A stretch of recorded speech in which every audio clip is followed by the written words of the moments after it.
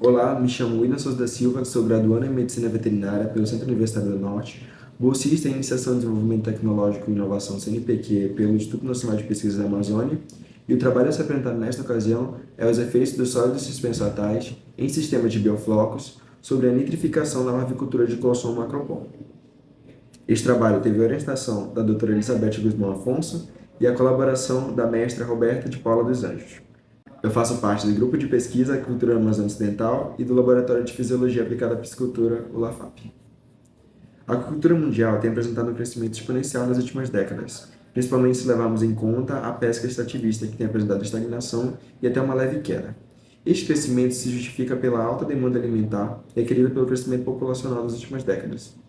Com isso, termos como agricultura sustentável têm sido cada vez mais utilizados para se referir a sistemas que visem reduzir o uso das terras, a descarga de efluentes, os gastos com arraçoamento e os impactos ambientais causados pelos sistemas de produção da agricultura tradicional. Neste sentido, a tecnologia de bioflocos se vê como uma opção sustentável e ambientalmente amigável para essa descarga de efluentes e reduzir o uso das terras, principalmente por conta de reduzir a necessidade de haver trocas de água nesse sistema e do controle com os compostos nitrogenados e por ser um sistema superintensivo. Baseia-se numa relação carbono-nitrogênio em que é formada uma biomassa microbiana. Essa biomassa microbiana ela vem a partir da ração não consumida e das excretas desses animais, que entra nesse sistema como nitrogênio amoniacal total. O nitrogênio amoniacal total é um composto nitrogenado que pode levar à degradação dos tecidos desses animais se encontrado em altas concentrações nesse sistema. Por isso, no sistema bioflocos, ele é degradado em duas formas.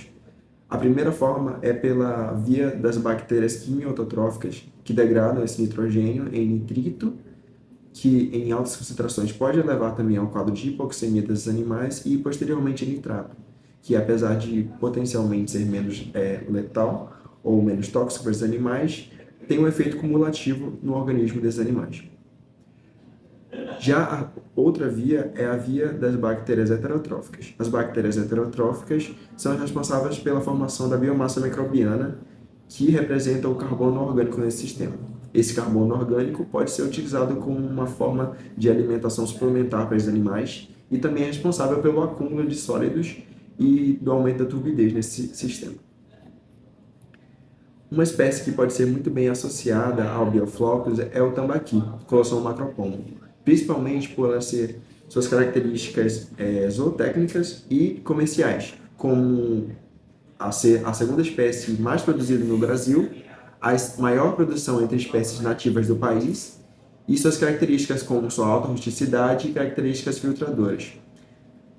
Entretanto, o período de larvicultura ainda representa uma fase muito delicada por representar um período de desenvolvimento corporal, de formação de tecidos e sistemas desse organismo, e isso representa um gasto energético muito grande para esses animais. Entre os principais desafios estão o controle da qualidade de água, incluindo o controle e o manuseio dos nitrogenados, compostos nitrogenados nesse sistema, e a alimentação dessas larvas. Apesar disso, ainda há poucos estudos que associem os sólidos suspensatais e a larvicultura, que é essa fase delicada, com espécies nativas como o tambaqui, Colossum macropon. Mais recentemente, Israel Silva, 2023, associou a larvas de Matriciano bricon amazônicos aos efeitos dos sólidos suspensos totais. Por conta disso, o objetivo desse experimento foi definir a melhor concentração de sólidos suspensos totais na larvicultura de tambaqui em tecnologia de bioflocos, e os objetivos específicos foram avaliar o desempenho zootécnico dessas larvas sobre diferentes concentrações de SST e avaliar e monitorar as variáveis de qualidade de água desse sistema. O experimento foi conduzido nas dependências do Laboratório de Fisiologia Aplicada à Piscicultura, mais especificamente na sua estação de Agricultura e Laboratório Úmido, do INPA, e foi aprovado pelo Comitê de Ética no Uso de Animais, seu AIMPA. O delineamento experimental foi um delineamento inteiramente casualizado, em que o experimento teve duração de 14 dias, com 3 tratamentos e 3 repetições, com unidades com volume útil de 1,5 litros e densidade de 7,5 larvas por litro. Na tabela 1, temos o delineamento de concentrações por tratamento do experimento.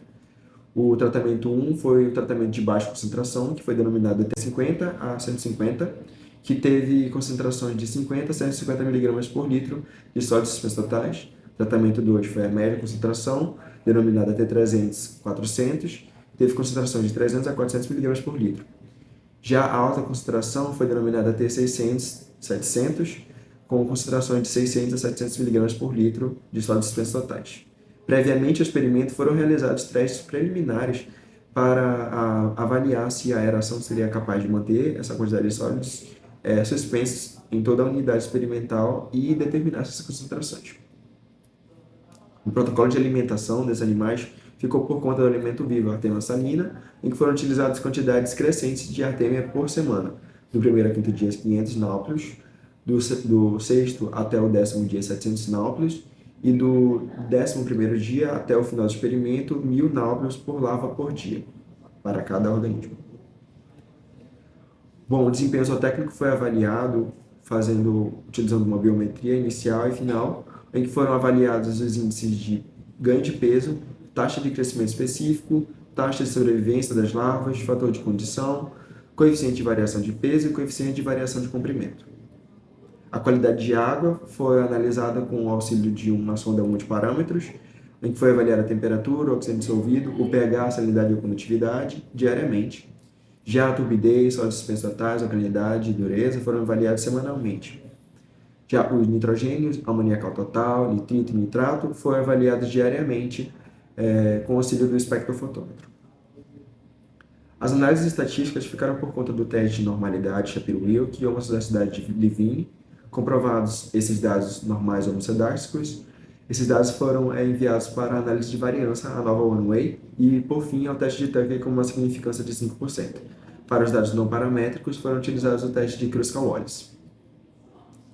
Os resultados da qualidade de água, no tratamento com menor concentração, foi observado uma turbidez menor e sólidos suspensos totais também menor, como previsto. O completo oposto foi observado no tratamento com maior concentração de sólidos suspensos totais. Na tabela 3, as variáveis de qualidade de água ao término dos 14 dias de experimento, foi observado que a alcalinidade e o nitrito apresentaram diferenças estatísticas relevantes no tratamento com menor concentração, apresentando-se maiores quantidades neste tratamento.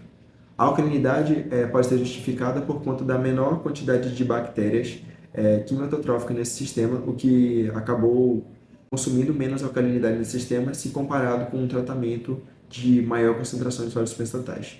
Isso também levou a influenciar a quantidade de nitrito nesse sistema, que também apresentou diferença estatística, porém ainda em quantidades irrisórias para apresentar níveis de toxicidade relevantes para esses animais. Na figura 1, nós temos um gráfico que representa a primeira semana das análises de amônia e nitrito também. Aqui temos uma amostra das larvas em diferentes concentrações de sólidos suspensos totais ao término dos 14 dias de experimento. Larvas do tratamento T50 150, larvas do tratamento T300 400 e larvas do tratamento T600 700. Conclui-se que as larvas de tambaqui podem ser criadas em concentração de até 700 mg por litro, sem prejuízo à sobrevivência dessas larvas. Os parâmetros de qualidade de água se mantiveram adequados para a produção de BFT. Entretanto, tratamentos com menores concentrações de sólidos suspensos totais podem afetar ou interferir no processo de nitrificação em períodos mais longos. Entretanto, recomenda-se ainda experimentos com maior duração de tempo e a maior quantidade de larvas por litro para avaliar melhor essas alterações nos compostos nitrogenados desse sistema. Essa foi uma das referências utilizadas nessa apresentação. Eu agradeço ao meu grupo de pesquisa e ao Laboratório de Fisiologia Aplicada à Piscicultura, às instituições de fomento, CNPq e CAPES, e a todos que assistiram essa apresentação. Muito obrigado.